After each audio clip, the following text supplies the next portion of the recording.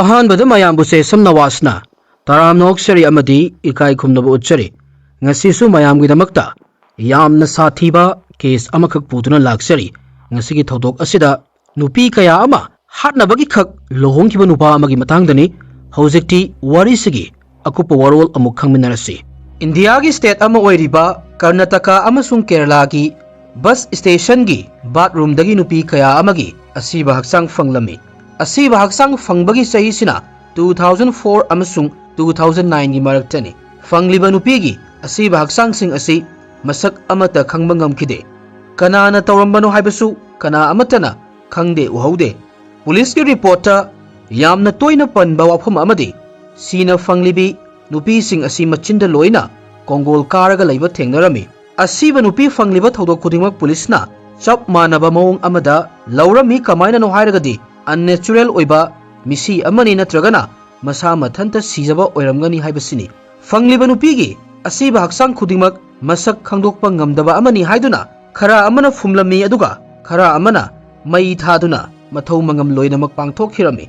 ꯃꯊꯧ ꯃꯉꯝ ꯄꯥꯡꯊꯣꯛꯈꯤꯕ ꯂꯣꯏꯕꯒ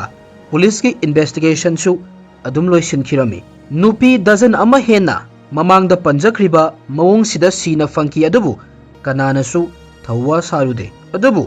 ꯅꯨꯄꯤꯒꯤ ꯑꯁꯤꯕ ꯍꯛꯆꯥꯡ ꯐꯪꯂꯤꯕꯁꯤ ꯇꯣꯉꯥꯟ ꯇꯣꯉꯥꯟꯕ ꯁ꯭ꯇꯦꯠꯇꯅꯤ, ꯇꯣꯉꯥꯟ ꯇꯣꯉꯥꯟꯕ ꯗꯤꯁꯇ꯭ꯔꯤꯛꯇꯅꯤ ꯑꯃꯁꯨꯡ ꯇꯣꯉꯥꯟ ꯇꯣꯉꯥꯟꯕ ꯄꯨꯂꯤꯁ ꯁ꯭ꯇꯦꯁꯟꯅ ꯀꯣꯟꯕ ꯃꯐꯝꯁꯤꯡꯗꯅꯤ꯫ ꯀꯦꯁꯁꯨ ꯇꯣꯉꯥꯟ ꯇꯣꯉꯥꯟ ꯂꯧꯈꯠꯈꯤꯕꯅꯤ꯫ ꯃꯁꯤꯅ ꯃꯔꯝ ꯑꯣꯏꯔꯒ ꯆꯞ ꯃꯥꯟꯅꯕ ꯃꯑꯣꯡ ꯑꯃꯗ ꯃꯤꯁꯤ ꯑꯃꯈꯛ ꯊꯣꯛꯇꯨꯅ ꯂꯩꯔꯦ ꯍꯥꯏꯕꯁꯤ ꯃꯤꯑꯣꯏ ꯑꯃꯠꯇꯅ ꯈꯪꯗꯦ, ꯄꯨꯂꯤꯁꯅꯁꯨ ꯈꯪꯂꯝꯗꯦ꯫ ꯃꯔꯝ ꯑꯁꯤꯅ ꯍꯧꯈꯤꯕ ꯆꯍꯤ 6 ꯍꯥꯏꯕꯗꯤ 2004ꯗꯒꯤꯅ 2009 ꯐꯥꯎꯕꯗ ꯆꯞ ꯃꯥꯟꯅꯕ ꯊꯧꯗꯣꯛꯇ ꯅꯨꯄꯤ 10 ꯍꯦꯟꯅ ꯁꯤꯈꯤꯔꯝꯃꯤ, ꯑꯗꯨꯒ ꯃꯈꯣꯏ ꯃꯌꯥꯝꯁꯤ ꯃꯤꯑꯣꯏ ꯑꯃꯈꯛꯅ ꯍꯥꯠꯈꯤꯕ ꯑꯣꯏꯗꯣꯏꯅꯤ꯫ ꯉꯁꯤꯒꯤ ꯀꯦꯁ ꯑꯁꯤ ꯁꯥꯏꯅꯥꯏꯠ ꯃꯣꯍꯟ ꯀꯧꯕ ꯊꯧꯗꯣꯛ ꯑꯃꯈꯛꯀꯤ ꯃꯇꯥꯡꯗꯅꯤ꯫ 2009ꯒꯤ ꯖꯨꯟꯒꯤ ꯇꯥꯡ 18ꯅꯤ꯫ ꯀꯔꯅꯥꯇꯀꯥꯒꯤ ꯃꯅꯨꯡꯁꯤꯗ ꯕꯥꯔꯤꯃꯔꯨ ꯀꯧꯕ ꯈꯨꯡꯒꯪ ꯑꯃꯈꯛ ꯂꯩ꯫ ꯈꯨꯡꯒꯪꯁꯤꯗ ꯂꯩꯕꯤ ꯃꯁꯥꯒꯤ ꯆꯍꯤ 12 ꯁꯨꯔꯕꯤ ꯑꯅꯤꯊꯥ ꯕꯪꯒꯦꯔꯥ ꯃꯌꯨꯝꯒꯤ ꯃꯤꯗ ꯃꯍꯥꯛꯅ ꯆꯠꯂꯤꯕꯁꯤ ꯀꯗꯥꯏꯗꯅꯣ ꯍꯥꯏꯔꯝꯗꯅ ꯃꯌꯨꯝꯗꯒꯤ ꯊꯣꯔꯛꯂꯝꯃꯤ꯫ ꯑꯅꯤꯊꯥꯅ ꯌꯨꯝꯗꯒꯤ ꯊꯣꯛꯂꯛꯄꯗ ꯃꯍꯥꯛꯀꯤꯅꯤ ꯍꯥꯏꯗꯨꯅ ꯊꯝꯕ ꯁꯅꯥ ꯂꯨꯄꯥ, ꯄꯩꯁꯥ ꯈꯔ, ꯑꯇꯥꯡꯕ ꯃꯣꯕꯥꯏꯜ ꯐꯣꯟ ꯑꯃ ꯑꯃꯁꯨꯡ ꯃꯍꯥꯛꯀꯤ ꯂꯩꯖꯕ ꯐꯖꯕ ꯗ꯭ꯔꯦꯁꯁꯤꯡꯁꯨ ꯄꯨꯗꯨꯅ ꯂꯥꯛꯂꯝꯃꯤ꯫ ꯃꯌꯨꯝꯗꯒꯤ ꯊꯣꯔꯛꯄꯗ ꯃꯍꯥꯛꯅ ꯆꯦꯗ ꯀꯔꯤꯒꯨꯝꯕ ꯈꯔ ꯏꯗꯨꯅ ꯃꯍꯥꯛꯅ ꯌꯨꯝꯗꯒꯤ ꯊꯣꯛꯂꯛꯄꯒꯤ ꯃꯔꯝ ꯇꯥꯛꯄꯁꯨ ꯇꯧꯔꯝꯗꯦ꯫ ꯑꯅꯤꯊꯥꯒꯤ ꯏꯃꯨꯡ ꯃꯅꯨꯡꯅ ꯃꯆꯥꯅꯨꯄꯤ ꯌꯨꯝ ꯊꯥꯗꯣꯛꯇꯨꯅ ꯆꯠꯈ꯭ꯔꯦ ꯍꯥꯏꯕꯁꯤ ꯒ꯭ꯌꯥꯟ ꯇꯥꯔꯛꯄ ꯃꯇꯝꯗ ꯑꯅꯤꯊꯥꯒꯤ ꯃꯄꯥ ꯗꯨꯒꯞꯄꯥ ꯃꯨꯂꯤꯌꯥꯅ ꯄꯨꯂꯤꯁ ꯁ꯭ꯇꯦꯁꯟꯗ ꯃꯆꯥꯅꯨꯄꯤ ꯃꯥꯡꯈꯤꯕꯒꯤ ꯔꯤꯄꯣꯔꯠ ꯑꯃꯈꯛ ꯐꯥꯏꯜ ꯇꯧꯔꯨꯅꯕ ꯂꯥꯛꯂꯝꯃꯤ꯫ ꯄꯨꯂꯤꯁꯅ ꯗꯨꯒꯞꯄꯥ ꯃꯨꯂꯤꯌꯥꯒꯤ ꯋꯥꯔꯣꯜꯁꯤ ꯍꯛꯆꯤꯟꯅ ꯂꯧꯔꯗꯨꯅ ꯂꯚ ꯖꯤꯍꯥꯗꯀꯤ ꯊꯧꯗꯣꯛ ꯁꯣꯏꯗꯅ ꯑꯣꯏꯒꯅꯤ ꯍꯥꯏꯔꯝꯃꯤ, ꯃꯔꯝꯗꯤ ꯃꯇꯝꯁꯤꯗ ꯀꯔꯅꯥꯇꯀꯥꯗ ꯂꯚ ꯖꯤꯍꯥꯗꯀꯤ ꯃꯇꯥꯡꯗ ꯋꯥꯈꯜꯅ ꯁꯥꯒꯠꯄ ꯊꯤꯑꯣꯔꯤ ꯀꯌꯥ ꯑꯃ ꯌꯥꯝꯅ ꯃꯃꯤꯡ ꯆꯠꯂꯤꯕ ꯃꯇꯝꯅꯤ꯫ ꯂꯚ ꯖꯤꯍꯥꯗ ꯍꯥꯏꯕꯁꯤ ꯑꯩꯅ ꯑꯃꯨꯛ ꯁꯟꯗꯣꯛꯅ ꯇꯥꯛꯂꯨꯗ꯭ꯔꯕꯁꯨ ꯋꯥꯔꯤ ꯇꯥꯕꯤꯔꯤꯕ ꯃꯌꯥꯝꯅ ꯁꯣꯏꯗꯅ ꯇꯥꯕꯤꯔꯝꯂꯅꯤ ꯍꯥꯏꯅ ꯈꯟꯖꯩ꯫ ꯇꯥꯗ꯭ꯔꯤꯕ ꯀꯥꯡꯕꯨꯒꯤ ꯑꯣꯏꯅ ꯁꯟꯗꯣꯛꯅ ꯑꯃꯨꯛꯇꯪ ꯍꯥꯏꯖꯔꯝꯒꯦ ꯃꯗꯨꯗꯤ ꯃꯨꯁꯂꯤꯝ ꯅꯨꯄꯥꯅ ꯊꯑꯣꯏꯅ ꯍꯤꯟꯗꯨ ꯅꯨꯄꯤꯁꯤꯡꯕꯨ ꯃꯣꯏꯊꯦꯝ ꯇꯧꯗꯨꯅ ꯅꯨꯡꯁꯤꯕꯒꯤ ꯃꯤꯡꯗ, ꯂꯨꯍꯣꯡꯕꯒꯤ ꯃꯤꯡꯗ ꯍꯤꯟꯗꯨ ꯅꯨꯄꯤꯁꯤꯡꯕꯨ ꯃꯈꯣꯏꯒꯤ ꯔꯤꯂꯤꯖꯟꯁꯤ ꯏꯁꯂꯥꯝꯗ ꯑꯣꯟꯊꯣꯛꯍꯟꯅꯕ ꯍꯣꯠꯅꯕꯁꯤꯕꯨ ꯂꯚ ꯖꯤꯍꯥꯗ ꯍꯥꯏꯅ ꯃꯌꯥꯝꯅ ꯂꯧꯅꯩ꯫ ꯄꯨꯂꯤꯁ ꯑꯣꯐꯤꯁꯥꯔꯅ ꯑꯅꯤꯊꯥꯒꯤ ꯃꯄꯥꯗ ꯃꯨꯁꯂꯤꯝ ꯅꯨꯄꯥꯒ ꯆꯦꯟꯈꯤꯕ ꯑꯣꯏꯔꯝꯒꯅꯤ, ꯊꯧꯗꯣꯛꯁꯤꯒꯤ ꯃꯇꯥꯡꯗ ꯇꯨꯃꯤꯟꯅ ꯂꯩꯁꯜꯂꯨ, ꯏꯔꯥꯡ ꯁꯥꯒꯠꯅꯕ ꯍꯣꯠꯅꯔꯛꯀꯅꯨ, ꯃꯗꯨꯅ ꯑꯐꯕ ꯑꯣꯏꯒꯅꯤ ꯍꯥꯏꯔꯝꯃꯤ꯫ ꯗꯨꯒꯞꯄꯥꯅ ꯃꯇꯨꯡ ꯇꯥꯔꯛꯄꯗ ꯄꯨꯂꯤꯁꯅ ꯑꯩꯈꯣꯏꯕꯨ ꯇꯨꯃꯤꯟꯅ ꯂꯩꯌꯨ, ꯋꯥ ꯑꯃꯠꯇ ꯉꯥꯡꯒꯅꯨ ꯍꯥꯏꯗꯨꯅ ꯀꯤꯍꯟꯈꯤ ꯍꯥꯏꯔꯝꯃꯤ꯫ ꯑꯅꯤꯊꯥꯒꯤ ꯐꯦꯃꯤꯂꯤꯅ ꯃꯆꯥꯅꯨꯄꯤ ꯑꯇꯣꯞꯄ ꯀꯝꯃꯨꯅꯤꯇꯤꯒꯤ ꯃꯤꯑꯣꯏ ꯑꯃꯠꯇꯒ ꯋꯥꯔꯤ ꯁꯥꯟꯅ ꯈꯣꯠꯅꯕ ꯆꯠꯃꯤꯟ ꯊꯣꯛꯃꯤꯟꯅꯕ ꯎꯈꯤꯗꯦ ꯍꯥꯏꯔꯕꯁꯨ ꯄꯨꯂꯤꯁꯅ ꯃꯈꯣꯏꯒꯤ ꯋꯥꯐꯝꯁꯤꯡ ꯇꯥꯕꯤꯗꯦ, ꯇꯥꯅꯕꯁꯨ ꯍꯣꯠꯅꯗꯦ ꯍꯥꯏꯔꯝꯃꯤ꯫ ꯑꯅꯤꯊꯥꯒꯤ ꯀꯝꯃꯨꯅꯤꯇꯤꯅ ꯄꯨꯂꯤꯁꯅ ꯋꯥꯈꯜꯅ ꯁꯥꯒꯠꯂꯒ ꯑꯅꯤꯊꯥꯕꯨ ꯑꯇꯣꯞꯄ ꯀꯝꯃꯨꯅꯤꯇꯤꯒꯤ ꯅꯨꯄꯥꯗ ꯆꯦꯟꯈ꯭ꯔꯦ ꯍꯦꯛꯇ ꯍꯥꯏꯖꯤꯟꯕꯁꯤ ꯃꯈꯣꯏꯅ ꯌꯥꯅꯤꯡꯂꯝꯗꯦ꯫ ꯃꯔꯝ ꯑꯁꯤꯅ ꯄꯨꯂꯤꯁ ꯁ꯭ꯇꯦꯁꯟꯒꯤ ꯃꯃꯥꯡꯁꯤꯗ ꯄ꯭ꯔꯣꯇꯦꯁ ꯇꯧꯕ ꯍꯧꯔꯝꯃꯤ꯫ ꯀꯔꯤꯒꯨꯝꯕ ꯄꯨꯂꯤꯁꯅ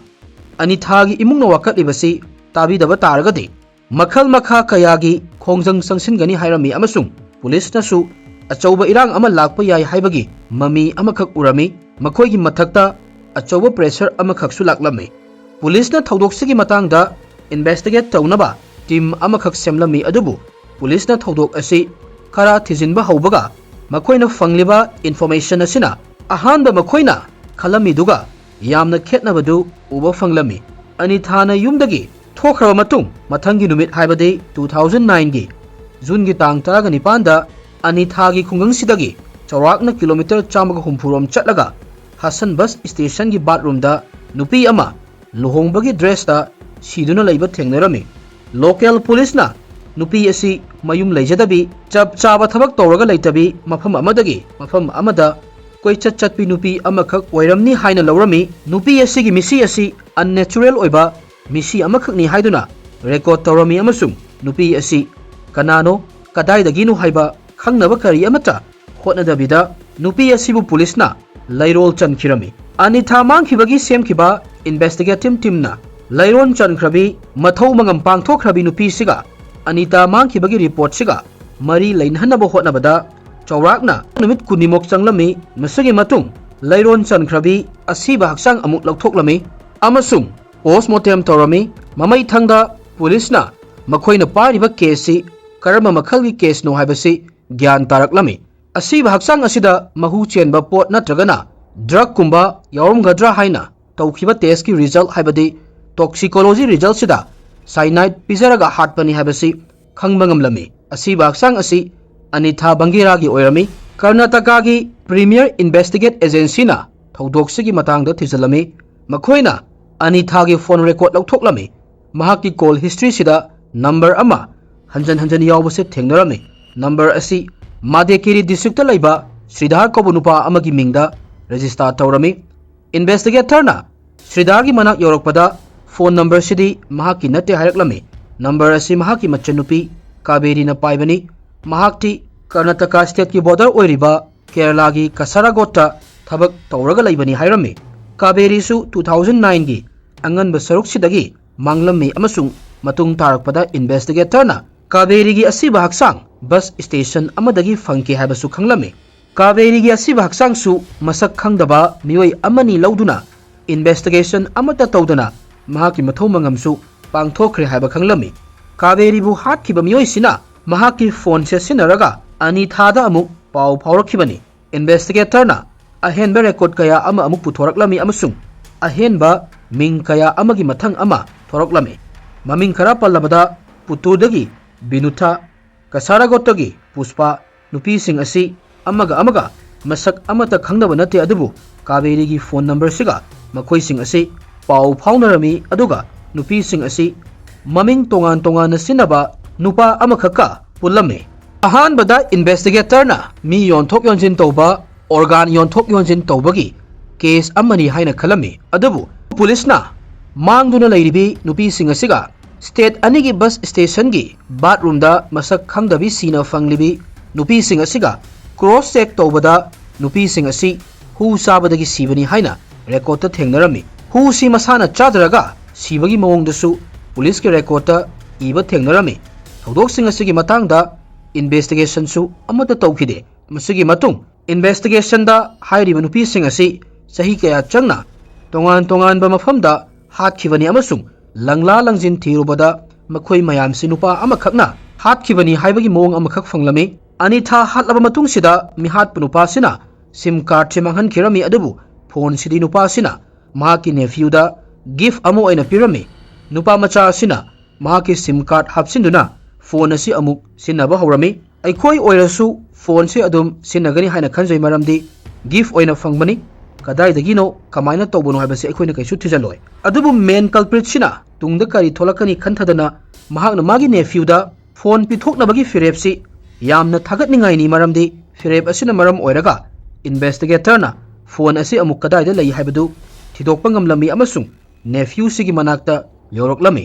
ꯅꯨꯄꯥ ꯃꯆꯥꯁꯤꯅ ꯃꯍꯥꯛꯀꯤ ꯑꯪꯀꯜꯅ ꯐꯣꯟꯁꯤ ꯄꯤꯔꯛꯄꯅꯤ ꯍꯥꯏꯔꯝꯃꯤ꯫ ꯑꯪꯀꯜꯁꯤꯒꯤ ꯃꯃꯤꯡꯅ ꯃꯣꯍꯟ ꯀꯨꯃꯥꯔ ꯀꯧꯏ꯫ ꯏꯟꯚꯦꯁꯇꯤꯒꯦꯇꯔꯅ ꯃꯣꯍꯟꯒꯤ ꯂꯣꯏꯅꯕꯤ ꯁꯤꯔꯤꯗꯦꯕꯤꯒꯤ ꯌꯨꯝꯁꯤꯗ ꯊꯤꯕ ꯍꯨꯝꯕꯒꯤ ꯊꯕꯛ ꯆꯠꯊꯕꯗ ꯁꯥꯏꯅꯥꯏꯗ ꯇꯦꯕ꯭ꯂꯦꯠ 9, ꯃꯣꯕꯥꯏꯜ ꯐꯣꯟ 4 ꯑꯃꯁꯨꯡ ꯁꯅꯥꯂꯨꯄꯥ ꯀꯌꯥ ꯑꯃ ꯐꯪꯂꯝꯃꯤ꯫ ꯃꯇꯨꯡ ꯇꯥꯔꯛꯄꯗ ꯁꯅꯥꯂꯨꯄꯥꯁꯤꯡ ꯑꯁꯤꯗ ꯑꯅꯤꯊꯥꯒꯤꯁꯨ ꯌꯥꯎꯏ ꯍꯥꯏꯕ ꯈꯪꯕ ꯉꯝꯂꯝꯃꯤ ꯑꯃꯁꯨꯡ ꯁꯥꯁꯤꯟꯅꯕ ꯒꯚꯔꯟꯃꯦꯟꯠꯒꯤ ꯇꯣꯉꯥꯟ ꯇꯣꯉꯥꯟꯕ ꯁꯤꯜ, ꯑꯣꯐꯤꯁꯤꯌꯦꯜ ꯂꯦꯇꯔꯍꯦꯗ ꯑꯃꯁꯨꯡ ꯇꯣꯉꯥꯟ ꯇꯣꯉꯥꯟꯕ ꯃꯤꯡꯗ ꯂꯩꯕ ꯁꯔꯀꯥꯔꯒꯤ ꯑꯇꯣꯞꯄ ꯆꯦ ꯆꯥꯡ ꯀꯌꯥ ꯑꯃꯁꯨ ꯐꯪꯂꯝꯃꯤ꯫ ꯁꯥꯁꯤꯟꯅꯕ ꯒꯚꯔꯟꯃꯦꯟꯠ ꯑꯣꯐꯤꯁꯤꯌꯦꯜꯒꯤ ꯆꯦꯁꯤꯡ ꯑꯁꯤ ꯁꯤꯖꯤꯟꯅꯗꯨꯅ ꯃꯣꯍꯟꯁꯤ ꯁꯔꯀꯥꯔꯒꯤ ꯑꯆꯧꯕ ꯊꯕꯛ ꯇꯧꯕ ꯃꯤꯑꯣꯏ ꯑꯃ ꯁꯥꯔꯝꯃꯤ ꯑꯃꯁꯨꯡ ꯃꯍꯥꯛꯅ ꯆꯦꯁꯤꯡ ꯑꯁꯤ ꯁꯤꯖꯤꯟꯅꯗꯨꯅ Mohan nupi kaya amada approach tawrubada irai laiba amakak ohelami makhoi mayambu thajahalami maraksida nupi gi asomna point amatang aigi maikai dagi haijauge hingbada paisa changi miyoi khudingmak loina wata padana nungaina laiba pamba ngaktani hojiki matamna amuk henna nupi sing arang arakta ngaubasi hengatlabra haina aina khanjai maramasina paisa paire thabak tawre haidunasu nupadugi lamchat sajat background fazana thidokpi haijani mapan thonggi saktam khak uraga nupabu choose tobiganu haijari warida amuk laklabada pulisna Mohan se fana bagi damak mahakpu lotuna lairiba sidagi mapanda thorak hanba amakhak mathau tarami lambi sisu Sumitra kaubi nupi amagi mateng dagi fanglami Sumitra na Anita mang kidawre haiba mikup kharagi mamangda nupa amaga Anita punna Hassan bus station romda chatkiba owi Sumitra na Mohan Kumar hariba miyoisi masak munna khangi sahi kharagi mamangda Mohan Kumar na Sumitra da lohongnabagi proposal amakhak toroklami matamsida Mohan Kumar na mahaksi plantation supervisor gi tabak tawisu hairami adubu matamduda Sumitra na lohongbasi yakide police na Sumitra da Mohan da call taw aduga unanaba hayu hairami Sumitra na su yarami 2009 gi October gi tang kunma thoini Karnataka gi Bantwal bus station sida Mohan Sumitra ga thengnasi haina kiba mafam sida laklami mafam sida police mangjongna na Mohan bu lakpa ngaiduna leirabani police na Mohan bu mafam sidagi faduna custody da puraklami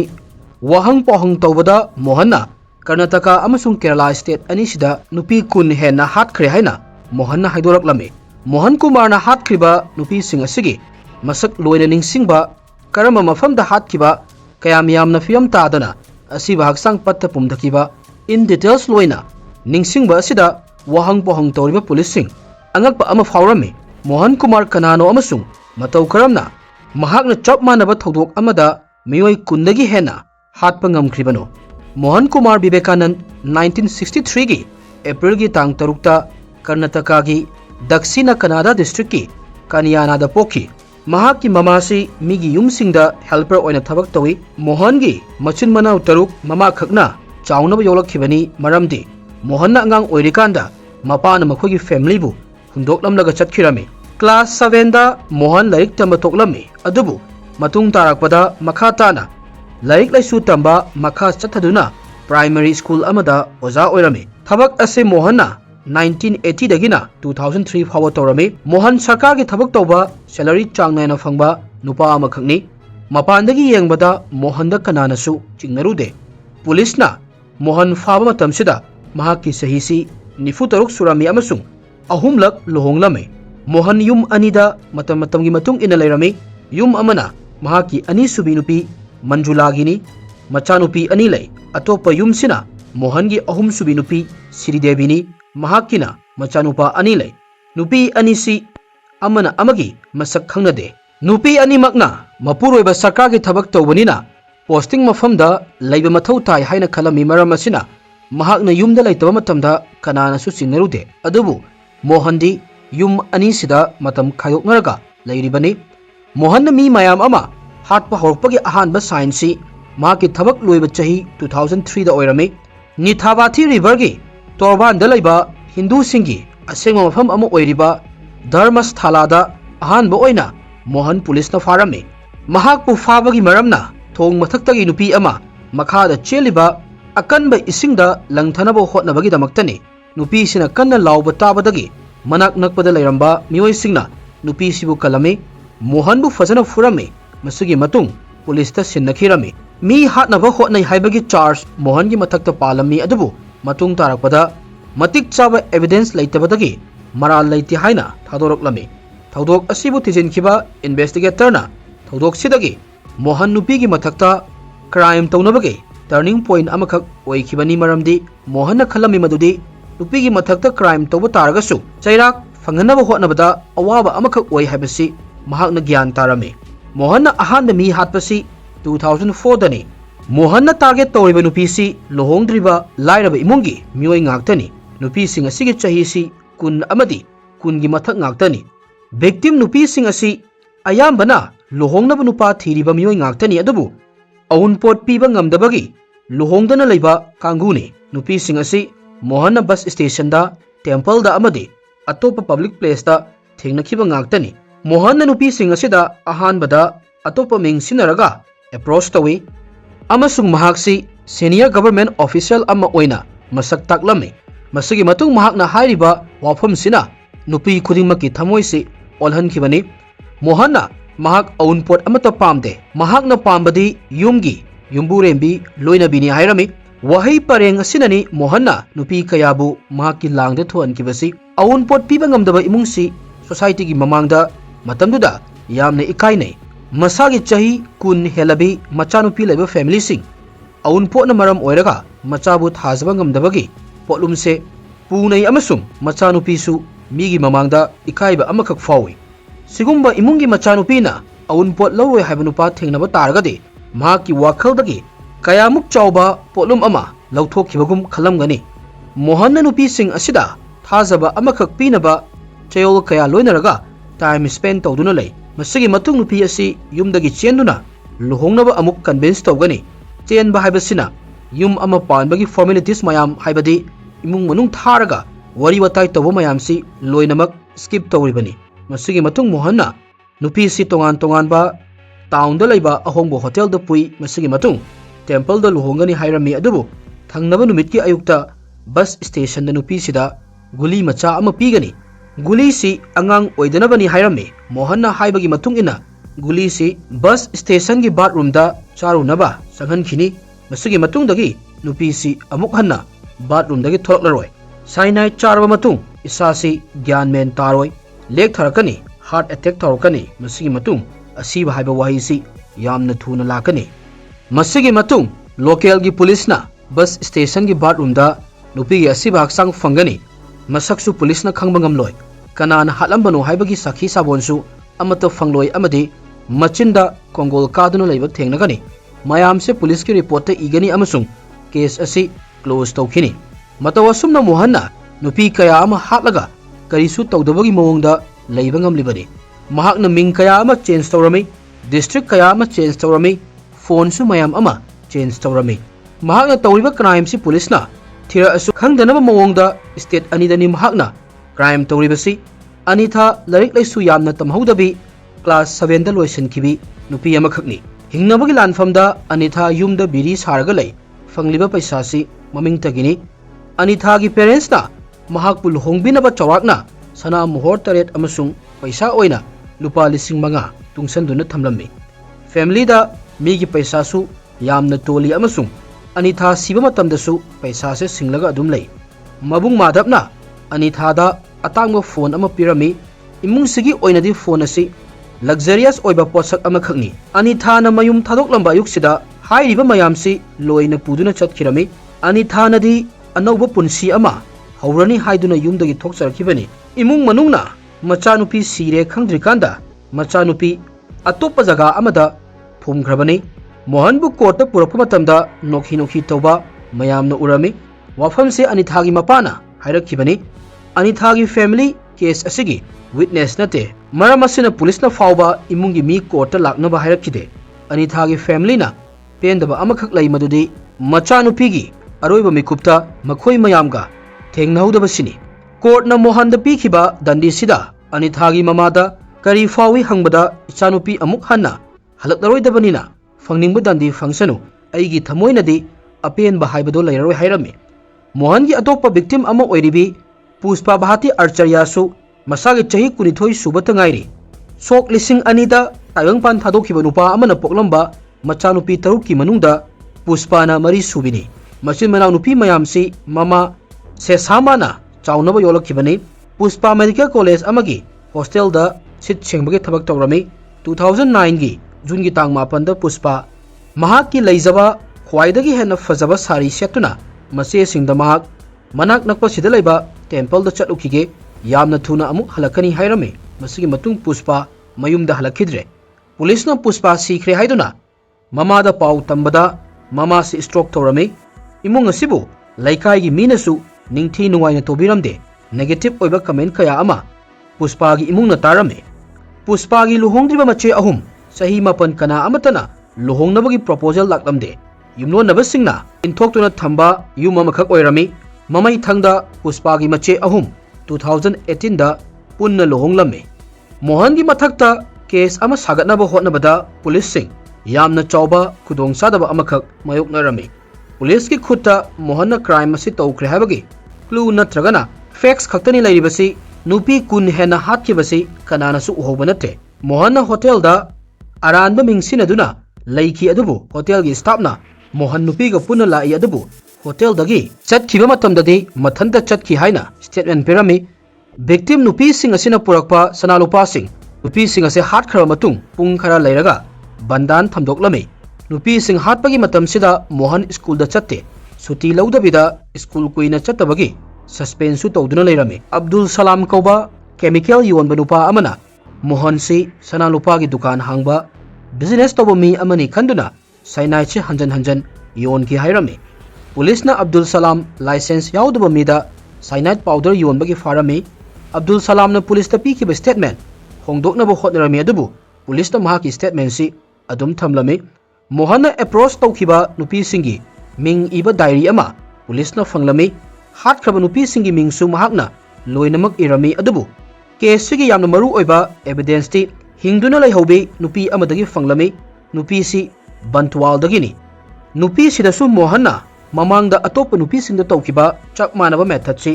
apply तौरमे नुपी से चेंदुना पुरकलमी अतोप town की hotel दा लैरमी मसिगी मतुंग temple दा लुहोंगबा चत्तौरिनी हाइदुना bus station दा पुरई अमसुंग गुली अमा चानबा पिरमी नुपी सिना गुली से चाबगी महुत्ता हाइफेटंग लेकलगा यंगलमी मसिगी मतुंग नुपी सी bathroom सिदा वानथदुना तारमी मोहन नुपी से सिरबोय निंगदुना नुपी सिगी सनालुपा अतोप पोचै सिंग पुदुना चटखिरमी अतोप मियोय सिंगना नुपी से बाथरूम दगी हिंगना फंगदुना हॉस्पिटल दा पुरमी नुपी से हॉस्पिटल दा निमित मंगानी लैरमी मसिगी मतुंग युमदा हलकलमी थोखिबा थौदोकसी कनादासु हाइरमदे अमसुंग था खरागी मतुंगदा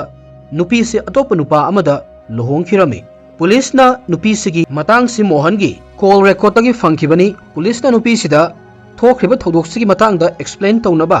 स्टेटमेंट पीनबा हाइजरमी नुपी सिना मपुरोइबगी इमुंग मनुंग खंगंदना तौगदबा ओइरगदी statement पीगे हाइबगी condition अमखक थमलकलमी Kanasu खंगंदना नुपी सिगी statement court ता मथंता लौरमी माकी स्टेटमेंट असी पुलिस की माइकेदगी केस थेंगनरिबा प्रोसिक्यूशन साइड की यामना मरु ओइबा एविडेंस अमखक ओइरमी मोहन कोर्ट मसाना मसाबु रिप्रेजेंट तौरमी लोगी लाइरिक कया अमा पारमी पुलिस ऑफिसर दा क्रॉस क्वेश्चन तौरमी अमसुंग पोस्टमार्टम की रिपोर्ट साइनाइट फंगी हाइबगी रिपोर्ट अमता फंगदे हाइना मरई तौरमी कोर्ट की हियरिंग की मतमदा मोहन महाकना तौखरिबा क्राइम सिगी मसादा नुंगाइतबा महाकना तौखरिबसी अरानबा थबकनी हाइबगी गिल्टी अमता फाउखिदे 2013 की दिसंबर की तांग 8 जस बी के नायकना अनिथा बंगेरा अमसुंग लीलाबाथी हाटपा अमदी नुपी ओइबगी इज्जत लौबगी मरालदा मोहन कुमार विवेकानंद मराल लैरे हाइना लौथोकलमे थंगनबु नुमित्ता सुनंदा पुजारी हाटपगी चार्ल्स मोहन कुमार मराल लैरे हाइनासु अमुक लौथोकलमे चेना मौद्रागा मथोय यावबा जजमेंट सिदा बी के नायकना मोहन क्राइम असी थवैना तौगे यावना तौखिबनी हाबसी एविडेंस मयाम सिना ताकि हाइना पल्लमी केस अहुम सिदा मोहन कुमार विवेकानंद सीबगी दंडी पिरमी लेमहौरिबा केस 13 2004 दगिना 2020 फाउबा चथरगा लैरमी हाइरिबा केसिंग असिदसु सीबगी दंडी फंगबसु यावरी अदुगा पुंसी चुप्पा जेल दा लैनबसु दंडी फंगलमी 2020 की जून ददी मोहन कुमार थोखरिबा थौदोक कुन सिदा मराल लोइना लैरे हाइना लाउथोकलमी 2017 दा कर्नाटका हाई कोर्ट ना मोहन कुमार ना फंगलिबा चराकसिंग असि अमुक हल्लगा येंगसलमी अनिथा बंगेरा अमसुंग लीलाबाथी की केसता सीबगी दंडी पीरिबसी हंदोक्तुना पुंसी चुप्पा जेल दा लैबदा ओइना ऑनथरमी सुनंदा पुजारी की केसतदी सीबगी दंडी सी अदुमक पिरमी मोहन कुमार ना माकी लोइनबी मचासिंग अमसुंग नादुना लैरिबी ममागी खल्लगा सीबगी दंडी पीदनबा मार्सी पिटिशन अमुक थारमी अदुबु कानबा करिसु लैरमदे हौजिक मोहन कुमार कर्नाटका की हिंदलगा सेंट्रल जेल दा Larry अमसुंग महाकपु सीबगी चराक पीबगी मतमसी ngaiduna leiri ngasigi thodok asi laibak asigi law enforcement agencies na senja thumja tawdana mathauda pukning sangna tawramba targadi victim kaya ama ngasisu hingna leiramba yabagi oithokpa lei nupi amabu isingda langthanaba hona kibadu mi mayamna kallibani aduga ꯃꯇꯧ ꯀꯔꯝꯅ ꯃꯔꯝ ꯆꯥꯕ evidence लेते हाइदुना कोर्टगी मोहन कुमार थादोरखिबनो हाइबसिसु हंगबा याबा वहंग अमखकनि थौदोकसिदा लैखिद्रबि लाइरबि इमुंगी नुपीसिंग अदुगी खल्लगा यामना नुंगाइते हिंदुना लैहौबि नुपीसिना थौना लैना कोर्टा witness ओइना स्टेटमेंट पिरखिबासिना मोहन कुमार बु दंडी फंगहनबदा अचौबा थौदांग लौखि हाइजनिंगे मोहन कुमार सु यामना थुना सीबगी दंडी फंगदुना मचा काइनबगी चाइना खांगलिबि इमुंग कुनगी मियोइसिंग खजिकता ओइरसु शांति फंगबा ओइरसुनु हाइरगा ngasiगidi matangsida wari silo sinjarage